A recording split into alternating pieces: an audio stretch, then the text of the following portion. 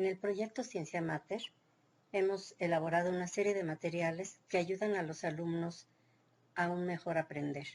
Esas herramientas de detalles que no se explican en las clases, pero que sí los pueden ir apuntalando para que sea mucho más fácil su trayecto en la facultad.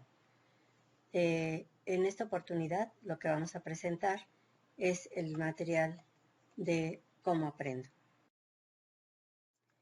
Cuando le pregunto a una persona, ¿y tú cómo aprendes?, las respuestas son variadas. Por ejemplo, con ir a clases ya entendí. Otras personas responden, yo soy muy visual, me funciona muy bien mi memoria fotográfica. Otras dicen, yo prefiero imágenes o gráficas. Otras más dicen, yo soy auditivo, aprendo escuchando. Pero también hay personas que dicen, yo tengo que leer una y otra vez, o yo leo y después tengo que hacer apuntes. O, por ejemplo, hay quienes dicen, yo prefiero aprender solo, y en contraparte hay quienes dicen, yo prefiero estar en grupo para aprender. Pero también hay quienes dicen, yo aprendo más cuando le explico a otra persona.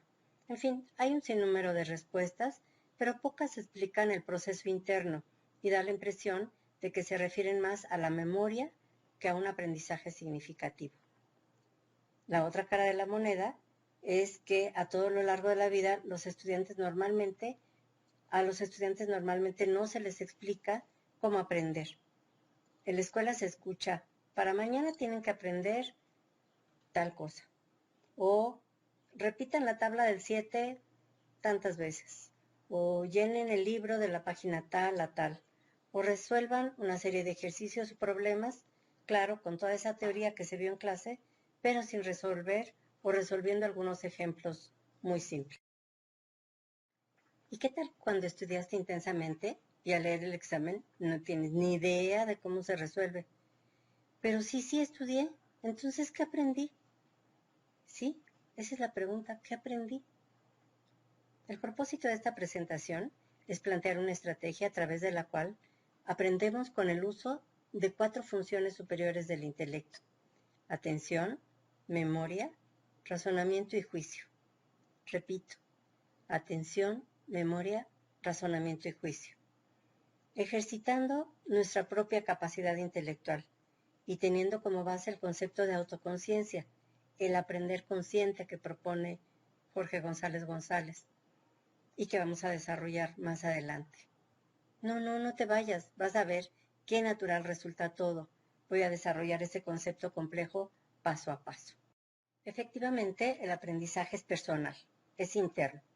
Es resultado de una serie de procesos en nuestro cerebro. Si bien el entorno es importante, es decir, un buen ambiente, si estoy en grupo o no, si estoy en clase o no, lo más importante es la disposición de la persona para aprender. Ese es el motor principal. Se trata de la actitud, de la motivación, del gusto, la curiosidad, la necesidad, la obligación, en fin, ese es el motor fundamental. Cuando uno se acerca a esto que quieres aprender, pueden surgir prejuicios al respecto y decir, esto es complicado, o es fácil, o es divertido. Si vamos a aprender por obligación, surgen prejuicios como, eso es aburrido, es árido. Pero lo importante es dar el siguiente paso para aprender. ¿Qué se aprende? Puede ser algo de tu interés, algo que te sorprendió, algo que otra persona te pide que aprendas. Eso es lo más común si estamos hablando de la escuela. Y eso implica que hay una intención, que es lo que dispara el proceso. Y ahí empezamos. El punto de partida es la atención. Dicho de otra manera, es la percepción con intención. Por eso, cuando preguntas ¿cómo aprendes?, las personas refieren al sentido o sentidos que les son más agudos para aprender. Por ejemplo, yo soy más visual o yo soy más auditiva. De hecho, Piaget, uno de los grandes maestros que ha trabajado con el aprendizaje, dice que este se inicia con la percepción. Vamos a profundizar un poco más en la atención. Esa intención de aprender está relacionada con algo en lo que pongo atención, a lo que llamaremos objeto de estudio. Puede ser algo concreto, en un momento y espacio determinado. Por ejemplo, un pino, un escarabajo, un tejido, una amiba. o puede ser algo concreto que esté en proceso, por ejemplo, el fenómeno de la fotosíntesis o la transformación de la materia, las reacciones de elementos, la metamorfosis, el movimiento de los planetas, los nutrientes en el metabolismo, el movimiento de las placas tectónicas, o bien puede ser algo abstracto, por ejemplo, el análisis o aplicación de un concepto, la demostración en matemáticas, el giro de la parábola, el manejo de un concepto de medición, de ponderación, el desarrollo de procedimientos computacionales, el análisis de riesgo, en fin, la diversidad es tan amplia como intereses pueden tener todas las personas. Y, en su caso, el área de estudio a la que se dediquen también puede marcar diferencias en los objetos de estudio. Otra variable es que puede ser un objeto complejo, por ejemplo, de relaciones, de interacciones, de efectos, de incidencia, etc. Aquí lo importante es poder caracterizar el objeto de estudio, en relación siempre con la intención original. Pero, ¿qué quiere decir caracterizar el objeto de estudio? Tiene tres elementos: definir, delimitar y ubicar. Definir se refiere a qué es mi objeto de estudio. Delimitar es establecer los límites con los que voy a abordar mi objeto de estudio, qué sí es y qué no es el objeto de estudio. Y ubicar es situar al objeto de estudio, ya sea en relación con tiempo o en relación con espacio.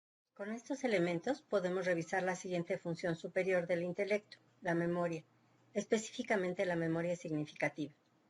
Una vez que tienes clara la intención y el objeto de estudio, tienes algunos elementos previos sobre de qué tema se trata, tienes algunas ideas previas de aquello que quieres aprender. Ellas representan una primera base de información que será enriquecida en el proceso. Dejemos la teoría y pasemos a la práctica. Regresamos al objeto e intenciones que motivaron nuestra atención. Reflexionamos acerca de lo que sabemos de manera preliminar sobre ello y con esa base buscamos otras fuentes de información, apuntes, notas, libros, revistas, información en medios electrónicos, etc. Particularmente en la red es muy importante averiguar si es una fuente confiable, ya que con la libertad de acceso una persona puede subir cualquier clase de información. Por ejemplo, Wikipedia se ha construido con aportaciones que no siempre tienen validez. La revisión de la información nos permitirá tener los antecedentes o marco teórico, esos elementos para abordar el objeto de estudio, con qué extensión, con qué profundidad, depende de la intención original. Conocer, entender, aplicar, etc. Depende de la complejidad del objeto de estudio y de los elementos que lo conforman. Pasar de la atención a la memoria puede dar lugar a la repetición literal de contenidos sin que medie la reflexión o el análisis. Es decir, para el aprendizaje no basta quedarse en ese nivel. Entonces, ¿cómo se transforma la memoria mecánica en memoria significativa? Bueno, la información debe pasar por el tercer elemento, el razonamiento, la aplicación de lógicas, por ejemplo, la lógica matemática, la lógica de análisis y síntesis. Nuevamente, en función de la naturaleza del objeto de estudio y la intención, se usa la lógica pertinente. Por ejemplo, cómo se aplica el análisis y la síntesis en el caso de un objeto de estudio complejo. El análisis aborda el conocimiento de las partes como elementos de un todo complejo, que es el objeto de estudio y las circunstancias, qué relaciones se dan entre ellos y, en su caso, las leyes a que está sujeto en todo su desarrollo. La síntesis es la unión de las partes, propiedades y sus relaciones delimitadas por medio del análisis que forma un todo íntegro. Un objeto de estudio simple para ejemplificar el análisis y la síntesis es la naranja. Quiero conocer la naranja.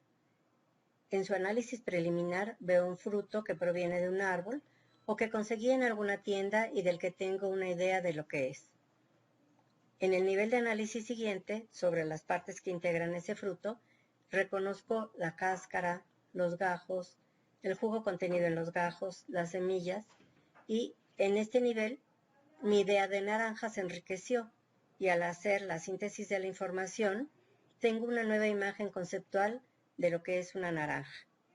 y se transforma en un conocimiento significativo, ya que el nuevo conocimiento desecha la idea previa que tenía sobre lo que era una naranja. Es como si quisiéramos volver a unir todas las partes de la naranja, nunca será igual al estado inicial. Para ejemplificar esta cuestión de la lógica del análisis y la síntesis, voy a poner el ejemplo de quiero aprender sobre el efecto que tienen las hojas de una planta X sobre la hipertensión arterial. Considerando que quiero saber el efecto, los elementos que incluye mi objeto de estudio son las hojas de la planta, sus principios activos, pacientes sanos, pacientes con hipertensión arterial, la forma en la que ofrezco las hojas al paciente, etc. Con estos elementos genero los antecedentes o marco teórico con las ideas previas y la consulta de fuentes de información. Con ello se puede hacer el análisis de cada elemento, las relaciones de unos y otros y la síntesis de los análisis en las que se integren los resultados parciales en un todo. En este ejemplo, evidentemente, además del marco teórico, necesito hacer la experimentación y ahí puedo diseñar la estrategia metodológica que me permita conocer, medir, calcular los efectos de las hojas en pacientes con hipertensión. La etapa final es la emisión del juicio de valor. Es la opinión razonada, la relación lógica entre dos o más conceptos, es la valoración del logro de la intención, es la respuesta a aprendí, conocí, entendí, logré lo que me interesaba, logré un aprendizaje significativo, ¿puedo evaluar los resultados obtenidos? En este punto, comparo mi intención original con todo lo obtenido en el proceso. El juicio de valor es un punto de llegada, pero, igual que en el ejemplo de la naranja, nunca será en la condición original del punto de partida. Ello implica el incremento de significado y un nuevo momento para aprender más. Entramos a la espiral de conocimiento. Ejercitar este concepto complejo de autoconciencia para aprender de manera consciente implica aplicarlo una y otra vez, no solo en cuestiones académicas, se puede usar en cualquier otro aspecto que sea de nuestro interés. A medida que se aplica, se va teniendo mejor manejo de las distintas fases y nos salimos de la inercia memorística o de hacer prejuicios sin que medie información y razonamiento, y podrás emitir un juicio de valor. ¿Aprendí? Sí, aprendí.